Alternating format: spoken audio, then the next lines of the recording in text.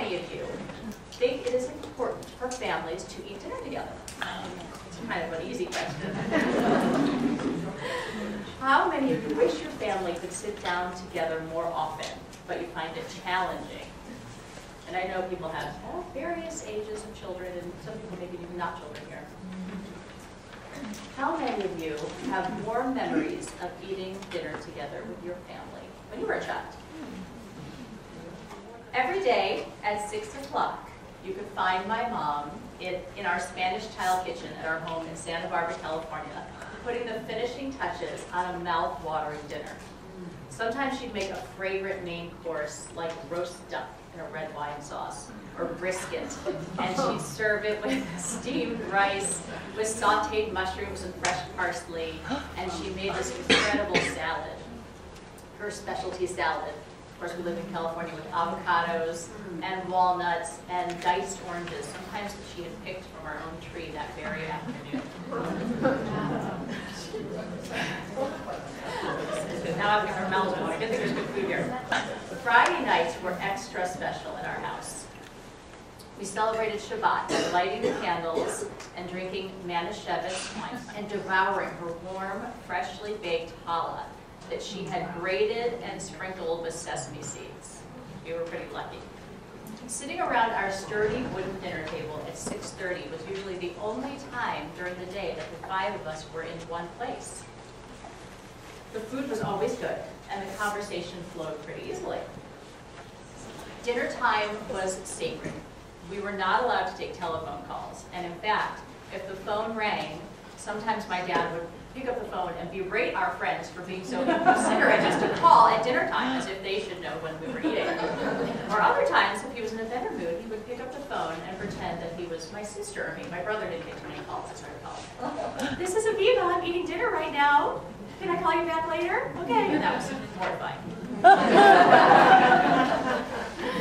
Even when we were teenagers, come on in. Even when we were teenagers, the dinner ritual held fast. But sometimes my more volatile older sister, Sheba, would flee from the table sobbing about some perceived injustice that had been done to her. Other nights, one of my friends would join us. Oftentimes my beautiful friend Anne, whose parents were divorced and she didn't have any kind of family dinner ritual. And my family always welcomed Anne to our table. And Anne's still one of my closest friends. My dad especially would perk up when Anne visited, and he'd become his most charming and engaging self, peppering her with questions about her life and her family. I remember wishing he would occasionally take so much interest in me. Invariably, at some point in our Shabbat dinner, my mom would shriek at my dad early on in our Shabbat dinner, "Ronald!" Because as he was cutting the challah, he would squish the soft, warm loaf with his other hand that was holding it while he was cutting it, which is pretty hard not to do. And in fact, even to this day, when my husband or I cut a braided loaf of challah, I still think back to those nights because I find it almost impossible to cut a soft, warm loaf without deforming it.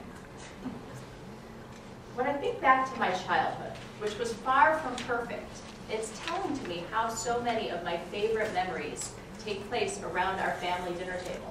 Whether it was in our own home or at my grandparents' or aunts and uncles' houses where we often gathered for holiday meals.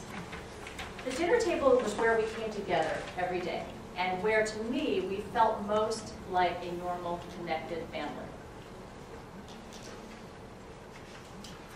So it makes sense that as soon as my husband Andrew and I had our first child, really as soon as Solomon could sit up, I was determined to make family dinner something that would be part of my new family's life.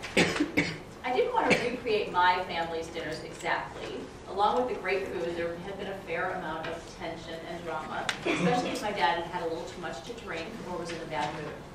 I wanted to create our own ritual, anchored around our dinner table. Since my mom had made it all look so easy, I figured it would be a breeze to get a lovely first meal on the table. And of course, everybody would sit down and devour everything I made. And we would have lively and engaging conversations. That was as soon as the kids could talk. But I didn't count on how complicated it can be to get dinner on the table. And I certainly hadn't expected to have a child who had almost no interest in eating anything for the first several years of his life. But nonetheless, I pushed ahead with my plan. I started by following recipes that looked great, but I pretty quickly realized that many recipes do not turn out as well as the cookbooks and magazines and websites promise. Have any of you had that experience? Also, most recipes, especially then, didn't tell you how long things take. So sometimes 20 minutes before dinner time, with Solomon on one hand and the spatula on the other hand, I'd finally read down halfway in the recipe where it says, now marinate the chicken for 24 hours. It wasn't happening. I really started to appreciate my mom and how she had made it all look so easy. I was thrilled when I made a good meal, and I was deflated when my dinners were disappointing, or when Solomon and later his sister Celia wouldn't eat them. I found that now that I wasn't working in an office, dinners became my main non-child-related accomplishment of the day, and I had a lot invested in making a decent meal. I see some heads nodding. As I became a more confident cook, and I even wrote my first cookbook with my friend Lisa Flaxman, who was here with me last time I spoke here, I couldn't figure out why mealtimes still felt so chaotic every day at 6 o'clock.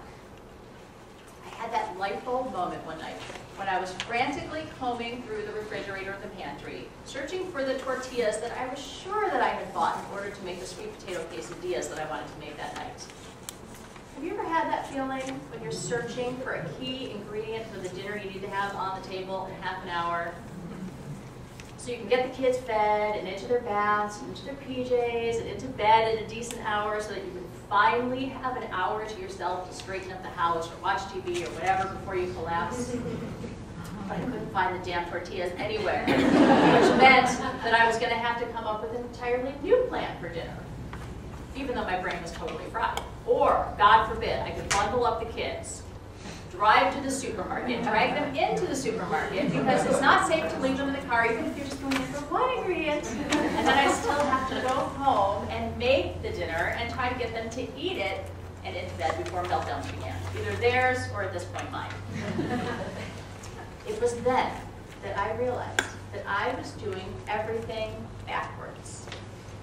Each night, I was creating dinners out of what I had in the refrigerator and the pantry, only to realize that since I hadn't shopped for the grocery list and only had a loose plan, I didn't have as much chicken broth as I thought I had for that soup I was going to make, or that bag of frozen green beans that I was counting on for the stir fry was nearly empty. I thought back to the calm kitchen of my childhood, and I realized that my mom had it figured out decades ago.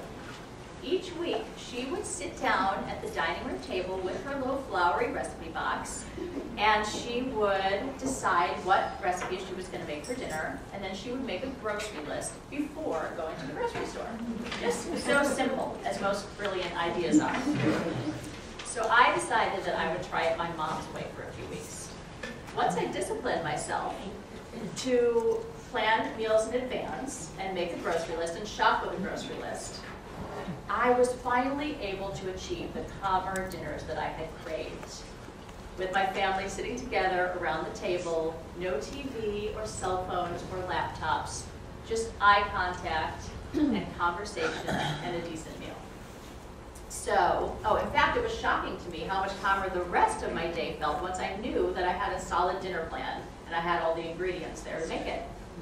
So that was the kernel of an idea that launched my weekly menu planning system, the 6 o'clock scramble, and then, as Laura said, the 6 o'clock scramble cookbook in 2006, and the new cookbook in 2010, but really based around this idea of having a plan before you go to the store and having a grocery list so that every day at 6 o'clock you're not scrambling, as I was, for dinner.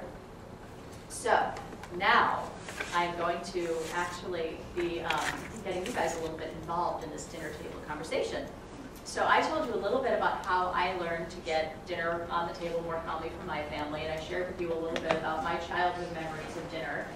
And what I want you to do is to pair up with somebody very close to you, and you're going to have 2 minutes, and I know this probably is not the traditional Wednesday morning group way, but I figure you guys will let me experiment with you. And you're each going to have 1 to 2 minutes to share with each other a family dinner memory from your childhood, preferably from your childhood.